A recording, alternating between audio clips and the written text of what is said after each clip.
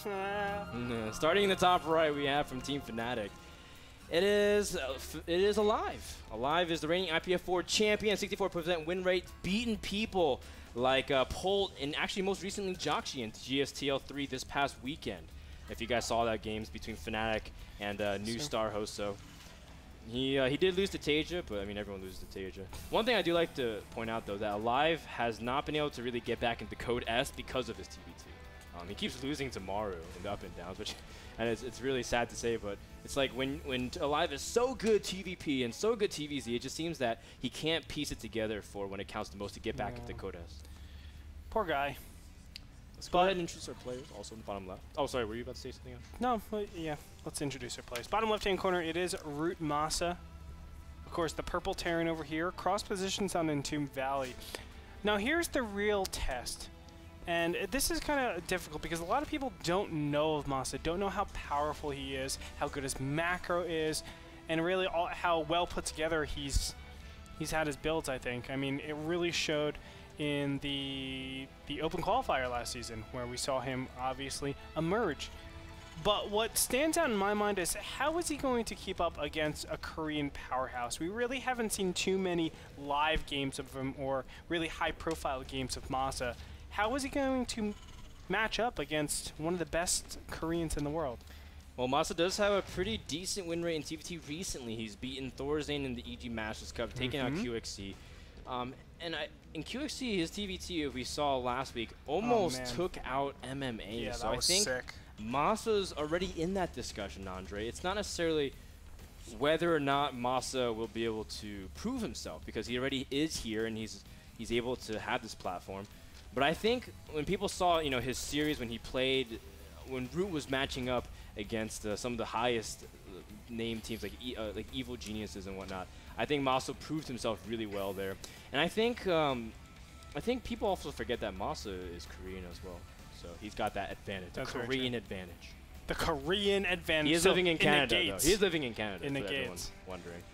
Okay, well, a small divergence in build so far. We have Alive going for what looks like Bio in the beginning, but he went for a 14 command center into 2 Raxes.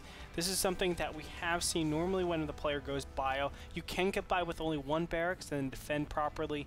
Alive obviously choosing to go a little bit more aggressive, or at least he has the aggressive options. From here, Masa has gone for a 1 barracks fast expansion. He went Supply Depot Barracks, Command Center, another depot directly after that. So he'll be able to keep up pretty nicely. This is something very interesting that we don't normally see. A 2nd Barracks after 2 refineries, which tells me he is going to go Bio, but it's a little bit of a weird order, I would say. It really rules out a lot of the mech play, obviously, because we have 2 barracks up in the field. But I don't know. There's a lot of different options that you can do with this 2nd Barracks. Of Masa's. Yeah, Masa's 2nd barracks. You can squeeze out a lot quicker, earlier infantry to kind of poke. But at the same time, I think TVT has kind of reached a stage where if you don't have good scouting information on your opponent, poking is extremely risky because you can have a medevac drop your main or something like that. We're going to see the poke, though, and it does favor Alive. Oh, Masa's walking straight into it. Yikes. That is the 2 Marines is such a big difference. He might even be able to get number 3. Oh, Masa! 4. Woo. 4 for nothing. Big misclick by Masa. Great trade. Yeah, Newerth Lost tab. Let's check it out right now. Actually, not a single Marine took any hits there. Very unfortunate for Masa. That is a little bit crippling. Now, this should come as a big surprise. It's like, what the heck are you doing? So this is the type of shenanigans I was talking about. We see a factory going down with a tech lab. This is meant to get very fast siege tanks and put that pressure at like a 1-1-1 or at least like a 2-1. But this is obviously to do a very, very early push. But because he lost those 4 first Marines, that's going to be actually very difficult. It gives Alive the ability to take dominating control in the center of the map. And also, it gives Alive a lot of time, because now Masa pushes out slightly later because of that smaller count of Marines. Yeah, I wonder if Masa's going to try to do a variant of kind of like what we saw Select do, where he goes for very early contain. Even though he's expanding. You can see Alive responding with a fast 3rd command center. And this is a very smart play from Alive because he just got an early map control advantage over his opponent. He has the Marine count advantage over his opponent. So rather than trying to catch up in tech, he says, I'm just going to take my advantage a little bit further, play a little bit more greedy and economic-minded. Although he is going to get up his tech eventually. I just like this decision-making from him. Oh, man, look at this. Double engineering bait from very Alive. interesting. Wow, super greedy. So normally, let me just go to the vision cam. Normally when you see these 3 tech structures so early in the game, directly after commands, and you're saying to yourself, they're definitely going to push with siege tanks and marines. I have to be careful that these engineering bays are a little off. Normally you're saying to yourself, let me get as many units on the field as possible. So you're actually putting down barracks, 2 barracks, instead of those 2 engineering bays. Alive might have a little bit of trouble actually defending this. You can see Stim is 70 seconds away. So yes, this is a big problem right now. Combat shields obviously isn't upgraded either. I think this 1-1 might come to actually bite Alive in the butt. We'll see. We'll see how strong his Tushy is if he can withstand that bite. But oh, I don't know.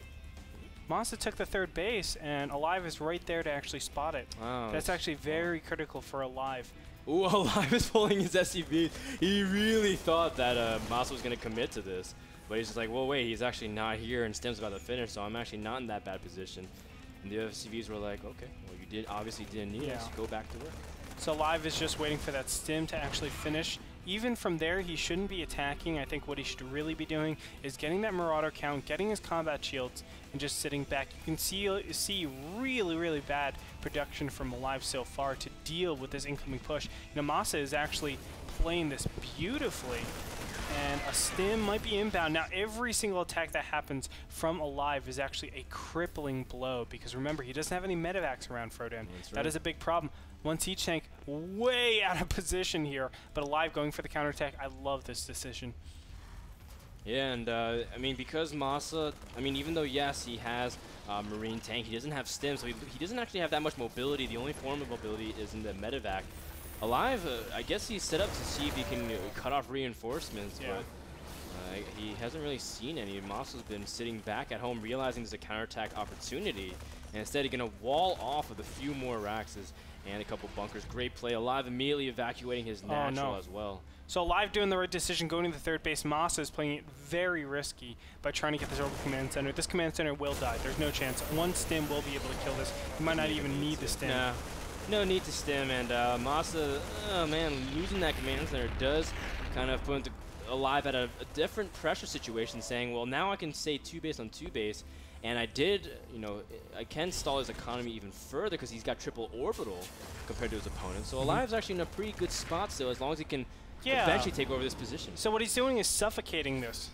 As you said multiple times, taking out the supply, making it so that there's no more reinforcements. So later on, when obviously Alive has something more manageable, let's say medevacs out in the field, a larger army count, combat shields, and his +1/1 ready, +1/1 is already finished. He'll be able to just smash this very, very quickly. 4 siege tanks out here. And yes, they can do a lot of damage. The position is beautiful by Masa, but really it's not covering any important areas. Yes, it's taking up this 3rd base, but what Alive should really do is lift off from here and go ahead and take this base over here, and that'll really establish his advantage in this game. Masa is slowly but surely making his way deeper into the natural. And I guess Alive is just going to take up to this point and really get his first, just really go for a huge surround all at the same time. Wow, Masa really committing to this. This is really clever, actually. He has 2 medevacs worth of units, actually, to reinforce. That's pretty intelligent. I really like this, because Alive desperately wants to push this. You can see the orbital command center floating out here. So this might be a direct response to saying, oh, your orbital command center is way too far out. Oh, again, another big hit. But those medevacs are on the field now. So, but don't you feel like if Alive just pulls SCVs and squashes this army comp, then Masa can't really take his 3rd? If he's able to, because it depends, and you don't want to be losing SCVs in this position at all. This is a really bad position to actually be losing SCVs because your opponent is a lot more defensive. So you don't have a lot of counterattacking options to actually get that SCV count back. And here we go, the big attack started. We'll find out what happens. Immediate Stim from the top. It takes out the top, the vision here on the high ground, so the tanks can't really do anything. And Alive backed out with the lower ground units and saves the majority of his Marines. Very well done. And the best part is that he lowered the tank count of his opponent while not even losing that many Marines. Masa immediately reinforcing with double factory tank production, but Alive now has the mobility And he also has +2/+2 on the way. But just like you said, Masa's in a really good defensive position. Doesn't have his third base established, though. Yeah. And I think Live is already on a very good economic path. So it's kind of cool. I mean, Masa would have a giant advantage if he was able to establish this center control, take the Zelnaga Watchtower. Obviously, he would be able to have map control, really assert his pressure on the places he wanted to. Obviously, 1-1 equalizing is so advantageous for him because he has those extra tanks to help out. But now that he's actually committed to just straight up defending, it gives Alive a ton of options. And you can see he's setting up for that immediately. There are 2 medevacs going directly into this turret. It's going to be very difficult. Masa isn't reacting to this, and a lot of SCVs are going to go down because of this, Frodan. Yeah, I don't think this is a good spot right now for Masa. I mean, he's going to lose a lot. At this point, Alive can afford to trade these Marines. I mean, it's just, what, minerals, and he's able to even keep his medevacs, able to really catch his own position. These Marines still doing damage, and oh man, he's attacking things like the refinery. Oh, if you can limit the gas, Andre. Oh my gosh. The gas! If he limits the gas. No, he doesn't take it. But if he limits the gas. He should have focused on both of those gases, Frodan. Yeah. Imagine if he did, because you can see Masa's already starting to scrap for gas. He can't really afford all his upgrades in time while getting double factory out, or double tanks out. Now, Live is doing something very intelligent, obviously getting his factory count up. Going ahead and making sure that he can equalize with his opponent, because Masa right now has a pretty big advantage in the army composition, but where he is lacking, of course, is those upgrades. Alive already hit 2-2, whereas Masa only at 1-1 still. But you can see Alive, he is in a little bit of trouble, and especially with the amount of siege tanks out in the field, Masa is actually looking really good. Yep. Siege mode, is it finished? Yes, it is. Yes, it is. Okay. But Masa just has too many siege tanks, and he's going to go ahead and go for it. Alive is going to counter way before he can actually siege up in position. Beautifully done by Alive. He's going to be able to take out all these siege tanks, Frodan. That's too much damage. That's too much damage. Masa's small. The only thing really going for him, the small advantage for him, was the fact that he had so many tanks. Now Alive has better upgrades, more Marines. He's going to be able to catch these couple of tanks, and he's going to get the tank advantage, the macro advantage. What doesn't favor Alive in this situation? Yeah. I don't even know. Oh, man, these Marines. Just 5-6 Marines doing massive amounts of damage, each having 3-4 kills. You know, Masa was in a crazy advantage right there, and he just blew it by not sieging up in time. That was a really, really tough position, because obviously he knows if I kill those 3 siege tanks, the game is in my hands. That's it. It's done. But what ended up happening was all of his Marines actually grouped up in a very unfavorable position. They got trapped between the siege tanks and this ledge over here, and these siege tanks just blew them to smithereens. Very unfortunate. With that 2-2 advantage over the 1-1, I mean, Alive was able to take a monstrous advantage in that fight. And now that things have kind of equalized, Alive is back with, not equalized I should say, but things have settled. Alive is with 4 bases. Masa is only with 3. And if we look at the siege tank count, it's 5-4 with Masa being behind. That's a really tough position to be in. As you said, there is no position where Alive is behind in.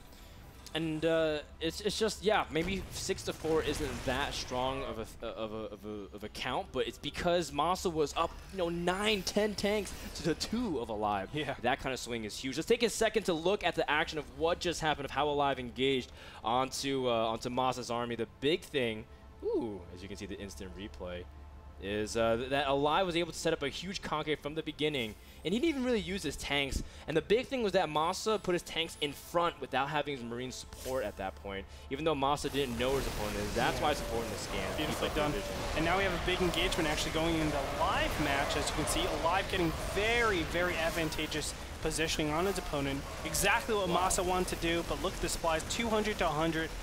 There's nowhere that Masa's going except out of the game. GG. GG. Alive takes game number 1 with very strong positioning, poise, and of course mass Marines. Yeah, I mean, counter to everything. Suffocating the contain was really, really intelligent. Not trying to overdo it, saying, okay, you have great position.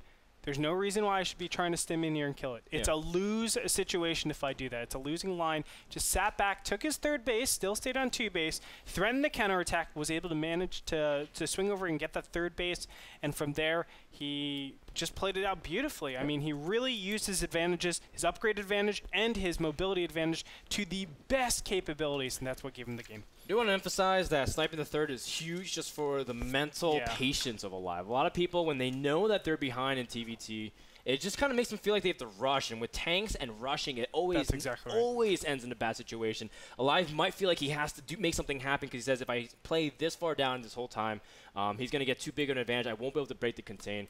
The fact that he can snipe that third base, though, gives him the reassurance that I can take my time, play this slowly, and eventually fight on even ground and climb back into the game. Very well done by Alive. Let's thank Cooler Master for that game number 1. Go visit Cooler Master USA to pick up your own set of peripherals like mice and keyboard to help you up your game.